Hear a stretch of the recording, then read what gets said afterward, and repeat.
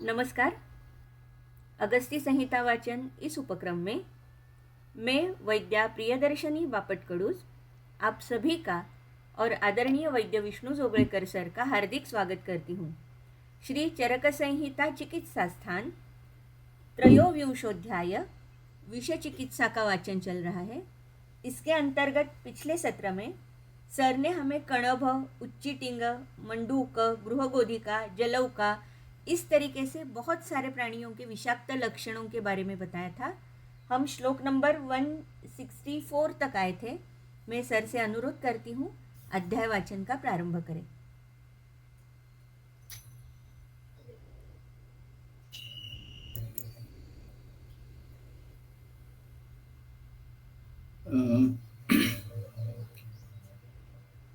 Okay,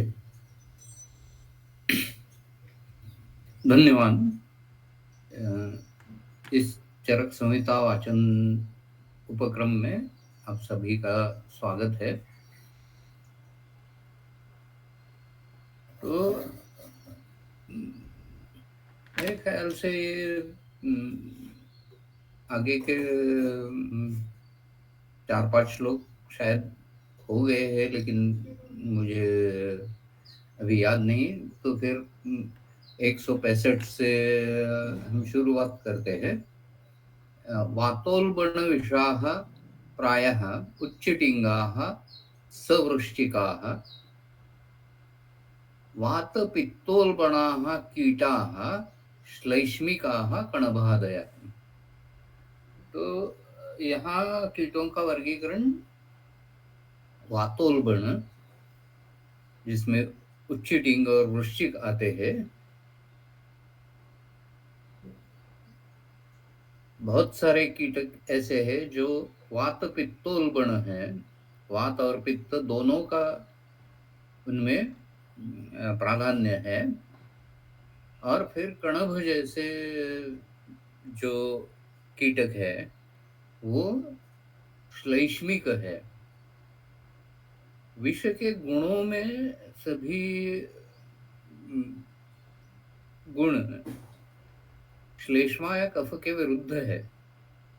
तो कफ प्रकोपक विष कैसे हो सकता है, ऐसा एक सवाल पैदा हो सकता है।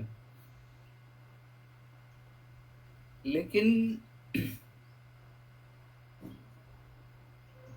अगर हम बारीकी से देखें तो सभी विष त्रिदोष प्रकोपक ही है। और अभी विष के सभी गुण देखने के बाद ये कफ का प्रकोप किस तरह से होगा, इसके बारे में कुछ थियरीज आयुर्वेदिक ग्रंथों में भी बताई गई है। और मॉडर्न थियरीज का तो मैंने आपको परिचय करवा दिया है। सिंपैथेटिक और पैरासिम्पैथेटिक में से पैरासिम्पैथेटिक ये कफोल्बण तरह की है। फिर शीत गुण वाले बहुत सारे स्थावर विषय है जो कफ का प्रकोप करते हैं। यहाँ कणभ जैसे कीट है। लूता भी श्लैष्मिक ज्यादा है। तो वातोल्बण, वातपित्तोल्बण और श्लैष्मिक ऐसा वर्णन किया गया है। केवल पैतिक ऐसा वर्णन कहीं भी नहीं किया है। मंडली सर्प में वो पैतिक विष वाला है ऐसा वर्णन आता है। तो यस्य यस्य ही दोषस्य लिंगाधिक्यानि लक्षयेत् तस्य तस्य औषधैः कुर्यात् विपरीत गुणैः क्रियाम्। ये चिकित्सा सूत्र है। जिस दोष के लक्षण ज्यादा दिखाई देंगे उनकी चिकित्सा उनके औषधों से, विपरीत गुणों से करनी चाहिए। यानी दोष के लक्षण जो है वो महत्वपूर्ण है। कीट दोष है ये तो प्राधानिक हेतु हो गया, लेकिन हर एक कीट के गुण अलग होंगे, और इसलिए दंश स्थान पे जो लक्षण दिखाई देते हैं उनके हिसाब से हमें विष के गुण कौन से है वो देखना चाहिए। यानी दंश स्थान में अगर दाह है तो उष्ण गुण का विषय है।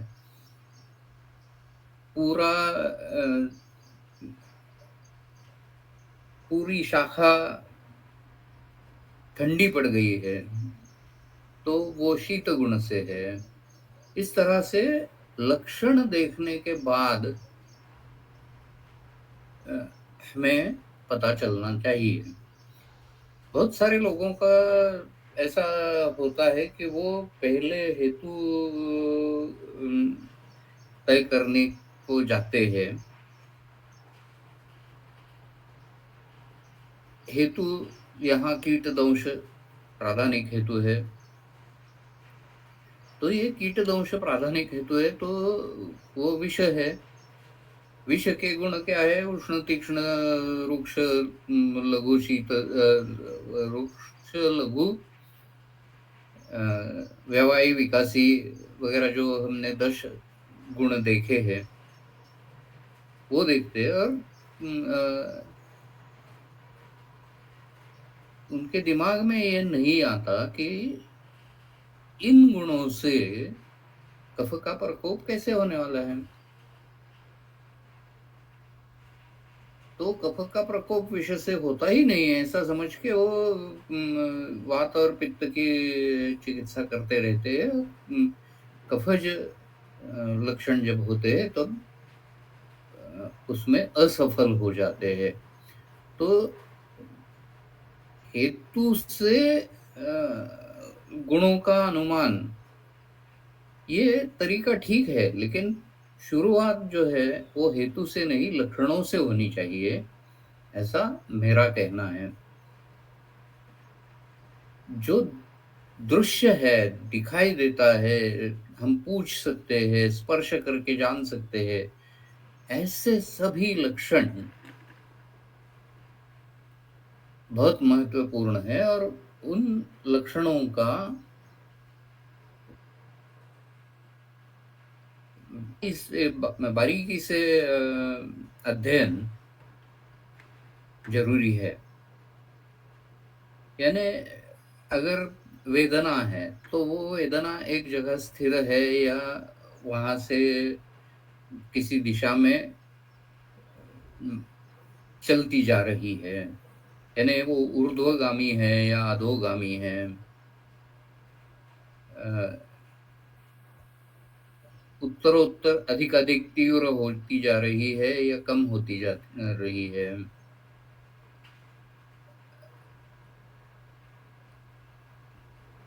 किससे उस वेदना में उपशय मिलता है, किससे नहीं मिलता, ये सभी चीजें महत्व रखती है। क्योंकि हेतु और लक्षण के बीच में है व्यक्ति, और ये व्यक्ति जो है, पुरुष जो है, उसकी खुद की यंत्रणाएं वहां कवच का काम करती है। तो हेतुओं से तकलीफ न हो इसके लिए शरीर खुद कुछ कर रहा है, और फिर भी लक्षण दिखाई दे रहे हैं। तो हेतु की तीव्रता और लक्षण की तीव्रता, इसमें जो अंतर होता है उस अंतर से हमें पता चलता है कि पुरुष का सामर्थ्य कितना है, बल कितना है, और वो इग्नोर करके सिर्फ हेतु के विपरीत चिकित्सा करना, ये थोड़ी गलत बात होगी। शरीर को खुद ही किसी भी चीज से निपटना है तो शरीर को अवसर देना चाहिए। हमें सहायक की भूमिका में रहना चाहिए, न कि ईश्वर की भूमिका में।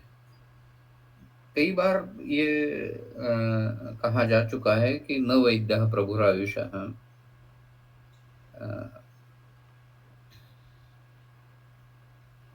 रोग का निदान और वेदना का शमन, वेदनायाश्च निग्रह, कम करना, ये वैद्य का कर्तव्य है। रोग का निदान यानी लेबलिंग क्या करते हैं, वो कम महत्वपूर्ण है।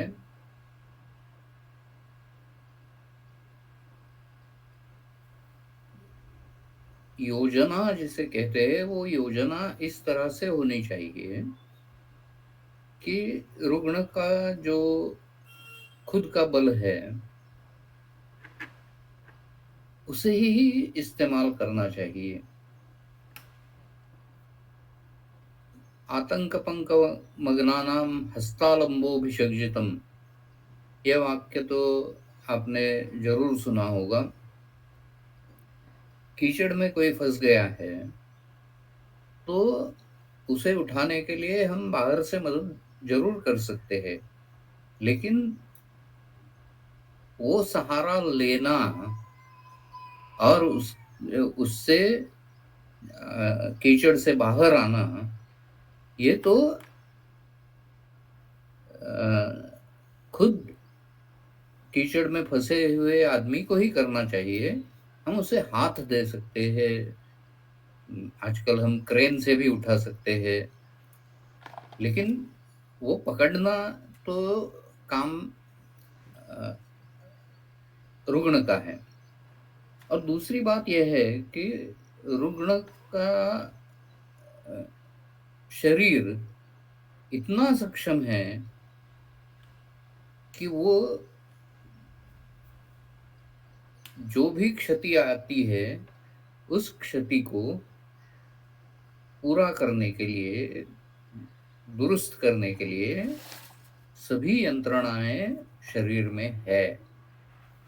एक एग्जाम्पल मैं इसका हमेशा देता हूं। हीलिंग ऑफ फ्रैक्चर, अस्थि भंग का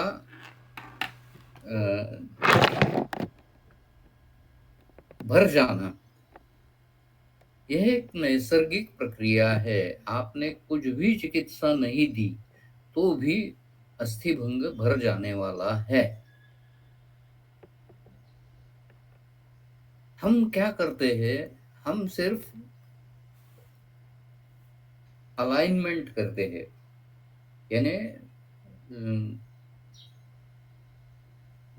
वेस्टेज कम से कम हो इसलिए अलाइनमेंट करते हैं और उसी पोजीशन में अस्थियों को रखने की कोशिश करते हैं। हीलिंग करने का काम कोई भी दवा नहीं करती।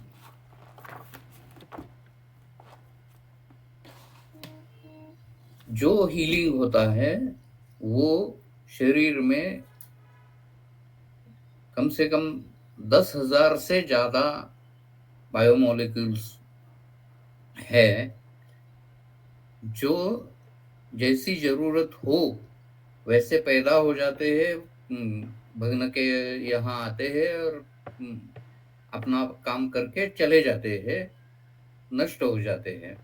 ऐसा अस्थिभंग होने के बाद जो 3-4 हफ्ते 6 हफ्ते अस्थिभंग अ, का निराकरण होने के लिए लगते हैं, तो इन 6 हफ्तों में हर एक वक्त के बायोमोलेक्यूल्स अलग-अलग होते हैं। जैसी ज़रूरत हो वैसे वो अपनी जगह आते हैं, काम करते हैं, वापस चले जाते हैं। This is very well choreographed dance of all those biomolecules, and it happens due to inherent systems in the body of the patient. So body heals itself. स्वभाव उपरम होता है। इस सिद्धांत पे हमें रहना चाहिए। हम जो भी करते हैं वो उसके उसकी सहायता करने के लिए करते हैं, यानी हेतु सातत्य न हो, या जो भी हेतुओं के परिणाम हैं उनके लक्षण कम कर दिए जाए, जो दोष बढ़ गए हैं वो कम करने का प्रयास किया जाए। इस तरह से हम चिकित्सा करते हैं। तो दोषों के लक्षण हमें देखने चाहिए। जो लक्षण है उनकी ताकत कितनी है, वो कब पैदा हुए, उसका सीक्वेंस वगैरह सब चीजें लक्षणों के बारे में पहचान लेने के बाद तस्य तस्य औषधैः कुर्यात् क्रियाम, यानी वात दोष की चिकित्सा वात के औषधों से करनी चाहिए, पित्त के औषधों से, कफ की कफ के औषधों से। और ये औषध बहुत सारे हैं, thousands of herbs are vata, thousands are pitta, thousands are kapha. How to choose between them? एक तो उपलब्धि ये तो है, देने का सौकर्य ये भी एक है, लेकिन वो विपरीत गुण का है ऐसा देखना चाहिए, एक फिल्टर लगाना चाहिए। तो इससे ज़्यादा प्रिसाइज चिकित्सा हो जाएगी। अभी ये वातों के दोषों के लक्षण यहाँ दिए हैं, वो विष बाधा में क्या होता है इसके हिसाब से दिए है। हृत्पीड़ा, ऊर्ध्वानिलः, स्तंभः, शिरायाम, अस्थिपर्वरुक्, घूर्णन, उद्वेष्टन, गात्रश्यावता वातिके विषय।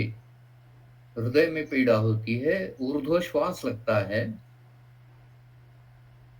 ऊर्ध्वश्वास का मतलब जो एक्सपायरेटरी वॉल्यूम है वो ज्यादा है, इंस्पायरेटरी वॉल्यूम है वो कम है। इंस्पिरेशन जो हवा अंदर लेने का है वो कम होता है और बाहर छोड़ने का ज्यादा होता है। स्तंभ होता है, गात्र स्तंभ यहाँ समझ लेना चाहिए। जहाँ दंश हुआ है वो हिल नहीं सकता वो पार्ट। सिरा आयाम, सिराएं फैल जाती है। Dilatation of vessels, local vessels. ये डायलेटेशन ऑफ लोकल वेसल एक तरह से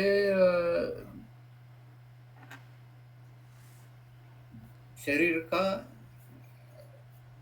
हीलिंग का जो काम चल रहा है उसका निदर्शक है, क्योंकि जहाँ दोष है वहाँ उसके ऊपर काम करने वाले जो भी मॉलिक्यूल्स है वो कैसे आएंगे, तो रक्त के थ्रू आएंगे। रक्त वहां कैसे बढ़ जाएगा, तो वहां सिराओं का फैलाव ज्यादा होगा, तो रक्त ज्यादा पहुंच पाएगा। तो ये एक तरह से सिरा आयाम ये लक्षण स्वभाव का है, वातक की वजह से होता है। ये तो आकुंचन और प्रसरण सिराओं का जो है वो व्यान वायु की वजह से होता है। तो उसका मतलब ये नहीं है कि वात प्रकोप हो गया है, वो ये दिखाता है कि स्वभावोपक्रम सिद्धांत काम कर रहा है। लेकिन सिराजाल से हमें पता चलता है कि ये वातिक विषय है। सिराजाल जितना ज्यादा होगा उससे हमें पता चलता है। सिरा आयाम तो हर एक विषय में होने वाला है ही, लेकिन वातिक विषय में वो ज्यादा होता है। अस्थि पर्वर ये कीट दंश के बाद होने वाला परिणाम है। हम डेंगू फीवर में देख सकते हैं, बहुत सारे कीट दंश ऐसे होते हैं कि जिनमें बाद में ये अस्थि पर्वरुक ये लक्षण सालों तक चलते रहते हैं। घूर्णन, आंख से सांस की आवाज आना, उद्वेष्टन, वाम आला असं मराठीत ज्याला आपण म्हणतो, बड़े स्नायु अचानक संकुचित होना, उसे उद्वेष्टन कहते हैं। गात्र श्यावता, वहां का एक तरफ सिराजाल है और एक तरफ गात्र श्यावता है। सिराजाल से ज्यादा लाल रंग आएगा, लेकिन यहाँ गात्र श्यावता है, तो इसका मतलब है venous circulation is greater than arterial circulation. Arterial circulation वहाँ जो बाहर से खून आ जाएगा, दंश स्थान के बाहर से खून आ जाएगा, उसमें हीलिंग मॉलिक्यूल्स होंगे। लेकिन जब वेनस डायलेटेशन है तो स्टैग्नेशन है, और वो स्टैग्नेशन की वजह से गात्र श्यावता ऐसा लक्षण दिखाई देता है, सूजन भी आती है। तो ये वातिक विष के लक्षण है। पैत्तिक विष में क्या होता है? संज्ञानाशः, उष्ण निश्वास, हृददाह, कटुकास्यता, दंशावदरणम शोथो रक्तपित्तस्य पैत्तिके। संज्ञा नाश है, मूर्छा ज्यादातर पित्तज विषय में आती है। निश्वास उष्ण रहते हैं, निश्वास उष्ण रहते हैं, ये लक्षण कैसा है? तो हमें मालूम है कि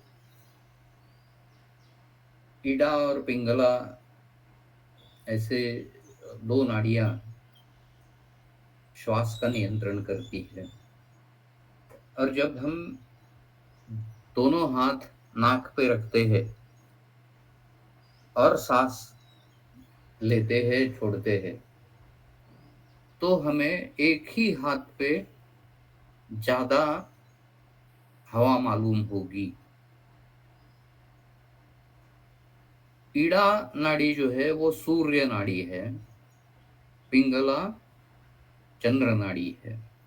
तो ईड़ा नाड़ी से जब श्वास चलता है तो वो उष्ण श्वास ज़्यादा रहता है। सिंपैथेटिक नर्वस सिस्टम का स्टिमुलेशन होने के बाद ये होता है। अभी देखिए ये श्वास का उष्णत्व कितनी देर तक चलता है वो महत्वपूर्ण है, क्योंकि ये श्वास का जो साइकिल है इडा और पिंगला का, उसमें बहुत सारे साइकिल्स है। कुछ साइकिल्स 2-3 मिनट के होते हैं, कुछ साइकिल्स 2-3 घंटों के होते हैं, कुछ साइकिल्स 2-3 दिन के होते हैं, कुछ साइकिल्स 2-3 ऋतुओं के होते हैं, कुछ साइकिल्स 10-20 सालों के होते हैं। ऐसे बहुत सारे साइकिल्स है और वो मर्ज होते हैं। तो हमें ये पता चलता है कि उष्ण निश्वास है या शीत निश्वास है, इड़ा नाड़ी चल रही है या पिंगला नाड़ी चल रही है। तो पैत्तिक रुग्ण में उष्ण निश्वास ये लक्षण ज्यादा होगा। अभी पैत्तिक रुग्ण में हृददाह लक्षण होगा, जो कि वातिक विषय में हृद पीड़ा लक्षण है। तो वेदना वात में ज्यादा है और पित्त में दाह ज्यादा है। कटुकास्यता यह पित्त का लक्षण दिया है। वात का कषाय रसता ऐसा लक्षण है, पित्त का कटुकास्यता लक्षण है। दंश अवदरणम नेक्रोसिस, लोकल नेक्रोसिस, शोथ सूजन आती है और वो शोथ जो होता है या तो रक्त वर्ण होता है या तो पीत वर्ण होता है या उनका एक मिक्सचर रक्त और पीत का, इस तरह से orange, various shades of orange ऐसा पित्त में दिखाई देगा। श्लेष्माधिक विषय जो है उसमें वमी अरोचक हृल्लास प्रसेक उत्क्लेश गौरव सशैत्य मुख माधुर्ये विद्यात् श्लेष्माधिकम विषम। तो यहाँ मुख में पैदा होने वाले रस हर एक दोष के अलग अलग है। वात में कषाय रस, पित्त में कटु रस और कफ में मधुर रस ज्यादा पैदा होने वाले हैं। शैत्य कफ का विशेष लक्षण है। शीत गुण से वात का भी प्रकोप होता है, कफ का भी प्रकोप होता है, लेकिन वातज विषय में शैत्य उतना नहीं होता कीटदंश में जितना कि श्लेष्मिक कीटदंश में होता है। तो शैत्य एक डिस्टिंग्विशिंग साइन कह सकते हैं। वमी अरोचक उल्लास प्रसेक उत्क्लेश ये सब कफ की प्रतिलोम गति के लक्षण है। आमाशयस्थ जो कफ है वो उल्टा बाहर निकल रहा है और उसके शेड्स रुल्लास है। पहले रुल्लास होगा, पहले गौरव होगा, उसके बाद अरोचक होगा, उसके बाद रुल्लास होगा, उसके बाद प्रसेक होगा, उसके बाद उत्क्लेश होगा और उसके बाद वमी होगी। तो ये सीक्वेंस से वो कफ के लक्षण दिखेंगे। शैत्य दिखेगा और मुँह में माधुर्य दिखेगा। अभी ये जो मुँह के रस है, वो कैसे जाने जाते हैं अगध तंत्र में, इसमें एक परंपरा है।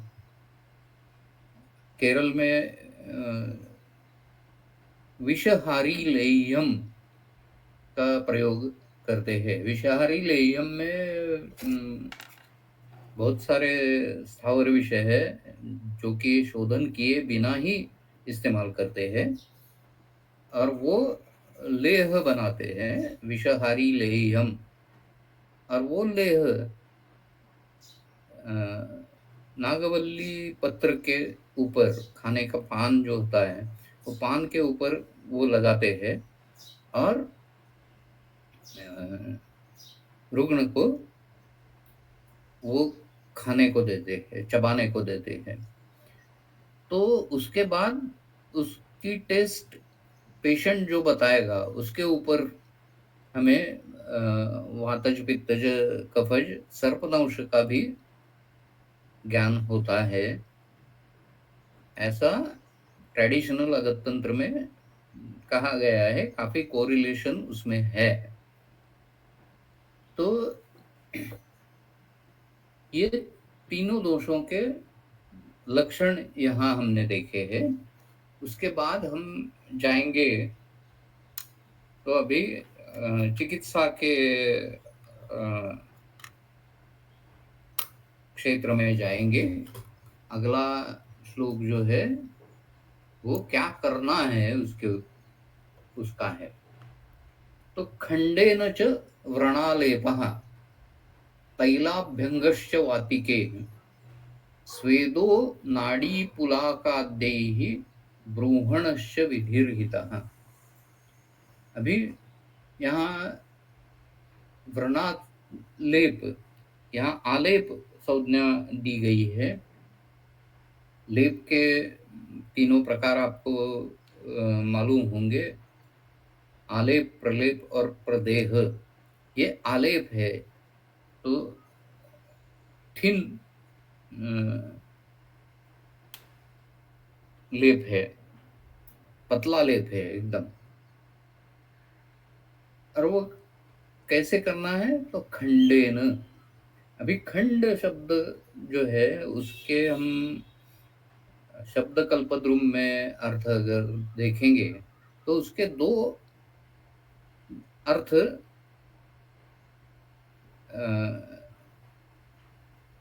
खाद्य द्रव्यों से संबंधित है। बाकी टुकड़े होना वगैरह अर्थ है, या परंपरा खंडित होना वगैरह अर्थ खंड के है। लेकिन खाने के पदार्थों में खंड का अर्थ, खंड शर्करा, ये एक अर्थ है, और बिड लवण ये दूसरा अर्थ है। तो अभी यहाँ शर्करा का लेप करना है या बिड लवण का करना है, ये परंपरा से जाना जाता है। तो इसमें वो बिड लवण का व्रणालेप परंपरा में करते हैं। वो आलेप बहुत थिन लेयर होता है, लेकिन वो बिड लवण से व्रण को ढक लेना है। सुपर फाइन बिड लवण वहाँ इस्तेमाल करना है। खंड शर्करा तो खंड शर्करा के खंड करके ही वो इस्तेमाल करनी होगी। खांडसरी जिसे कहते हैं, जो शर्करा और गुड़ इनके बीच में की बहुत फाइन ग्रैनुल्स जो होते हैं, वो खांडसरी मराठी में बोलते हैं। लेकिन खंड शर्करा का खड़ी साखर ऐसा भी अर्थ कई लोग निकालते हैं। शर्करा का आलेप करना थोड़ा सा डेंजरस हो सकता है, क्योंकि शर्करा जो है उससे बैक्टीरिया बहुत जल्दी फैल जाते हैं। पूय निर्मिति बहुत शीघ्र हो जाती है। इसलिए यहाँ खंड का अर्थ बिड लवण ऐसा लेना चाहिए। उसके फाइन पाउडर से पतला लेप करना चाहिए, यानी सलाइन सॉल्यूशन से लेप करना चाहिए, न कि कण कण उसमें प्रतीत हो। तो सलाइन सॉल्यूशन से इरिगेशन ये अच्छी चिकित्सा है। तैलाभ्यंग, अभी यहाँ अभ्यंग में मर्दन नहीं करना है। जो करना है वो व्रण जो दंश है उसको बाहर से अंदर इस तरह से करना है। आगे वैदिक में हम देखने वाले हैं, लेकिन केरल में एक जिसको किजी कहते हैं, अर्कपत्र से स्वेद करते हैं। वो अर्कपत्र का रोल करते हैं और बीच में कट कर देते हैं, धागे से बांध देते हैं, तो 2 कोन्स तैयार हो जाते हैं। ये कोन से अर्कक्षीर निकलता रहना चाहिए, ताजा अर्कपत्र वहां लेना चाहिए। वो अर्कपत्र का कोन जो है वो एक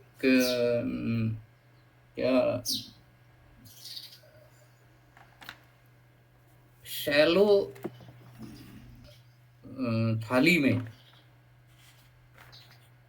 गोघृत लेना है पतला करके, और उसमें सेंधव डालना है, और उसमें वो कोन डुबोना है, और दंश के चारों तरफ से दंश की तरफ उसका अवपीड़न जैसा थोड़ा सा दबा के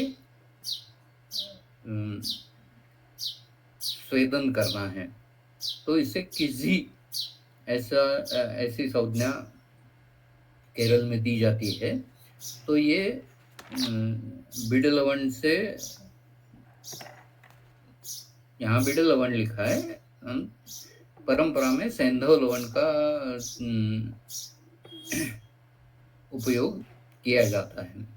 स्वेदो नाड़ी पुलाकाद्यैहि, तो नाड़ी स्वेद के लिए पुलाक यानी तुच्छ धान्यों का उपयोग करना चाहिए।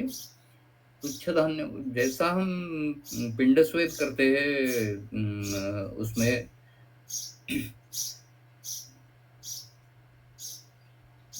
राइस का इस्तेमाल करते हैं, कंडुल का इस्तेमाल करते हैं। उसके बजाय यहाँ कुधान्यों का उपयोग करना चाहिए।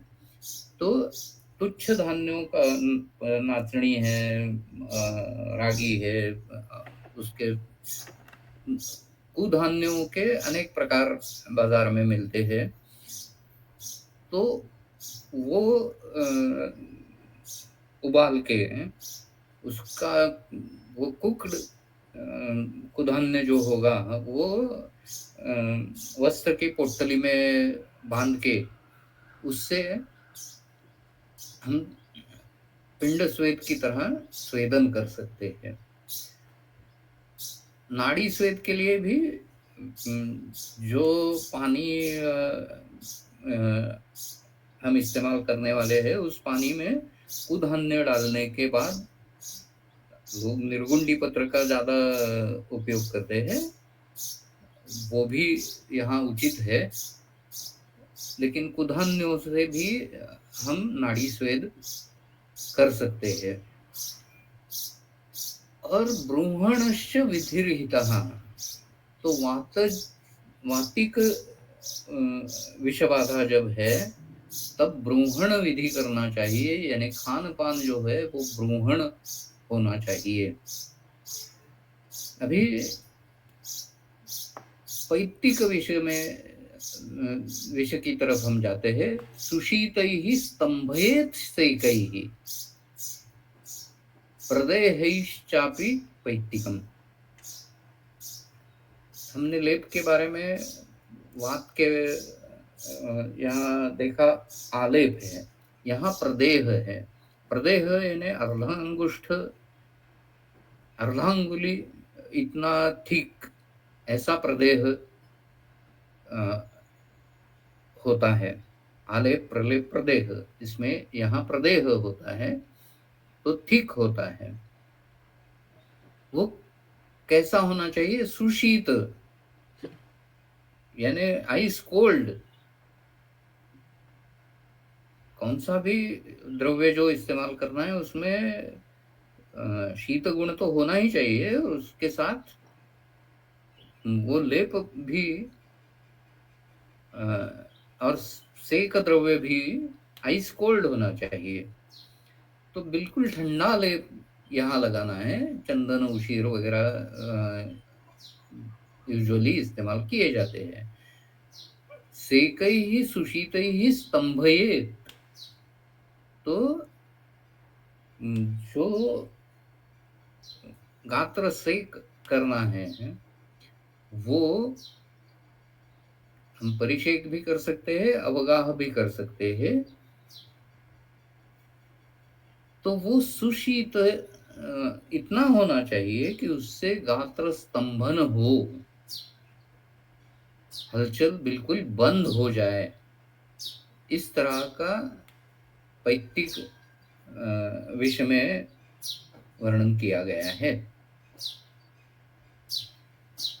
श्लेष्मिक में क्या है? लेखन छेदन स्वेद वमनैः श्लेष्मिकम जये। तो लेखन करना है,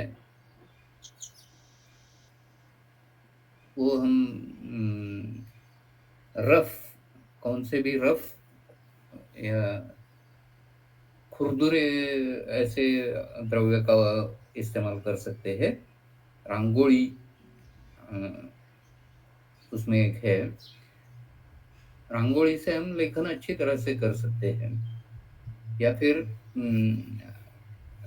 कई पत्ते ऐसे होते हैं, पत्र जो खर होते हैं, तो उन ऐसे रफ पत्तों से हम कर सकते हैं। सैंड पेपर से भी कर सकते हैं, तो लेखन कर सकते हैं। छेदन, दंश का छेदन अपेक्षित है। फिर स्वेदन है और वमन है। ये वमन उत्क्लेश वगैरह लक्षण जब होते हैं तो ये वमन दिया जाता है। अगर छर्दी ये लक्षण है तो वमन की आवश्यकता नहीं है, इग्नोर करें। छर्दी जब बंद हो जाएगी तब कितना गौरव बाकी है, कितना उल्लास बाकी है, कितना प्रसेक बाकी है, वो देख के फिर से अगर वमन देना है तो दे सकते हैं। विश्व के वेग के हिसाब से कफ प्रकोप जिस वेग में होता है वो तीसरा या चौथा वेग स्थावर जंगम के हिसाब से अलग अलग होता है। तो जब जिस वेग में कफ प्रकोप होता है उस वेग में वमन देना उचित होगा। लेकिन पूरा पूर्व कर्म पूर्वक वमन ऐसा दीर्घकालीन श्लेष्मिक विषबाधा में यानी दूषी विषय या गर विषय के बाधा में पूरी तैयारी करके समय निकाल के वसंत ऋतु में पूरा वमन करना चाहिए। विषय वेग में देना है वो किसी भी ऋतु में हम दे सकते हैं। विशेषु अपि च सर्वेषु सर्वस्थानगतेषु च अवृश्चिक उच्चिटिंगेषु प्रायः शीतो विधिर्हितः। वात में स्वेदन लिखा है, पित्त में स्वेदन लिखा है, लेकिन यहाँ जनरल प्रिंसिपल जो दिया है उसमें वृश्चिक और उच्चिटिंग में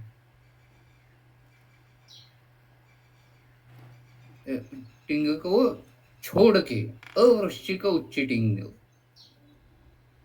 तो वृश्चिक और उच्चिटिंग को छोड़ के बाकी सब विषयों में शीत विधि करना चाहिए, ऐसा यहाँ विधान किया है। उपक्रमों में स्वेदन है तो वह स्वेदन मृदु स्वेदन होना चाहिए, इसका इतना ही इसका मतलब हम ले सकते हैं। शीत स्वेदन तो आइस पैक दे सकते हैं, वो पित्त के बारे में हम कर सकते हैं, लेकिन उसे हम स्वेदन नहीं कहते, क्योंकि वहाँ स्वेद तो रुक जाता है। वृश्चिके स्वेदम अभ्यंगम घृतेन लवणेन च सेकांश उष्णान प्रयुंजीत भोज्यम पानम च सर्पिषः। एतदेव उच्चिटिंगेपि प्रतिलोमं च पांशुभिः उद्वर्तनं सुखाम्बूष्णैः तथा अवच्छादनं घनैः। तो वृश्चिक और उच्चिटिंग में क्या करना है? तो स्वेद करना है, अभ्यंग करना है, वो घृत और लवण से करना है।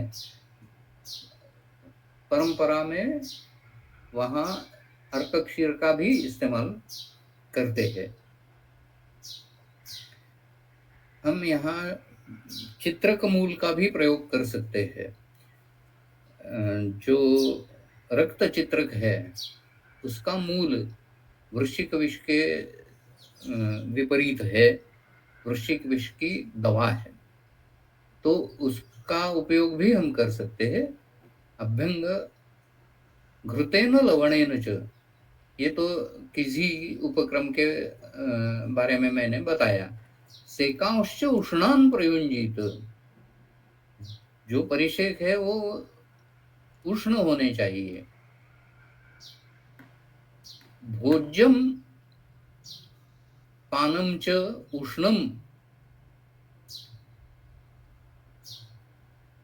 सर्पिषः सहितम, ऐसा होना चाहिए। तो घी का इस्तेमाल करना है भोज्य और पान में, दोनों में वो उष्ण होना चाहिए। उच्चिटिंगे अपि एतद एव, ये उच्चिटिंग में वैसा ही करना है। और उसके बाद जो बताया है उच्चिटिंग के लिए अलग उपचार, प्रतिलोमम च पांशुभिः उद्वर्तनम, रेती से प्रतिलोम उद्वर्तन करना है, तथा सुख अंबु उष्णैः अवच्छादनम घनैः। यहाँ घन क्या है? पांशुभिः एव घनैः, जो मिट्टी इस्तेमाल हम करते हैं वो थोड़े से गर्म पानी में भिगो के उससे अवच्छादन करना है, यानी घना लेप लगाना है, ऐसा उच्चिटिंग के विषय के बारे में बताया है। अभी इसके आगे आता है वो विषय काफ़ी अलग है। वो अलग का विषय है। अगर आप चाहे तो उसका सामान्य विवरण हम आज कर सकते हैं, नहीं तो ये अलग विषय है, तो कल या अगले सत्र में उसका विस्तार से वर्णन करेंगे। जैसा आप कहेंगी वैसा कर सकते हैं।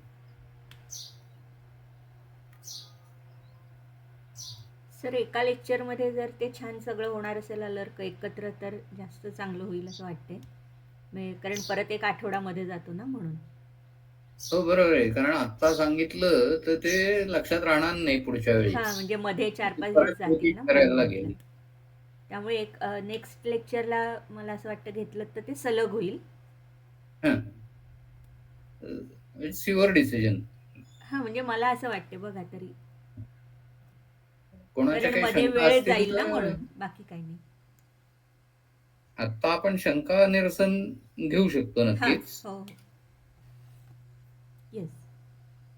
कुछ अगर पूछना है किसी को तो यू आर वेलकम.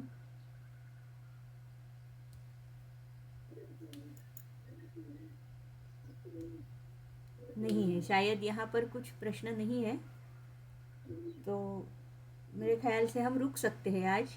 और अलर्कविश का जो है तो नेक्स्ट यानी कि 2 दिन हमें कंटिन्यूसली मिलेंगे, तो बहुत अच्छे से हम उसे समझ पाएंगे. इसीलिए आज के लिए हम यहीं पर रुक रहे हैं. बहुत बहुत धन्यवाद सर, और आप सभी का भी बहुत बहुत धन्यवाद. Thank you.